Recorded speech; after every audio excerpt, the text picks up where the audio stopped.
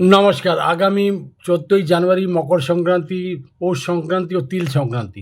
দেখুন, একটা কথা এখানে বলব, তিলের কথা তো আপনারা নিশ্চয়ই শুনেছেন। তিল দান বিশাল বড় একটা মহত্ত্বতা রাখে। তিলের দান, তিলের সেবন করা আর তিল দিয়ে স্নান করা খুব মহত্ত্বতা রাখে।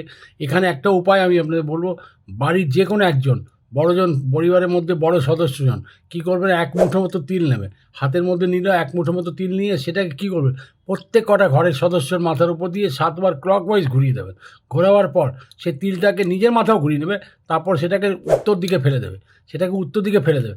উত্তর দিকে যখন ফেলবেন, এতে কী লাভ হবে? এতে লাভ হবে, আপনার বাড়িতে কোনো রোগ ব্যাধি ইত্যাদি প্রবেশ করতে পারবে না, এবং যারা ভীষণভাবে ঋণী আছেন, মানে খুব ঋণগ্রস্ত হয়ে রয়েছে, তাদেরও উন্নতি হবে। তাদের ঋণ তাড়াতাড়ি শোধ হয়ে যাওয়ার চান্স থাকবে। এবং তার মধ্যে আরেকটা কথা হচ্ছে, আপনাদের আর্থিক সচ্ছলতাও আসবে। যতই কষ্ট পাচ্ছেন, যতই দারিদ্রতা যাচ্ছে, এই দিন এই উপায় করলে ভীষণ ভালো ফলাফল পাবেন। আর এদিন তিলের স্নান তো অবশ্যই করবেন, আর তিলের দানটাও করবেন, এবং যে উপায়টা বললাম সেটা তো অতি অবশ্যই করে নেবেন।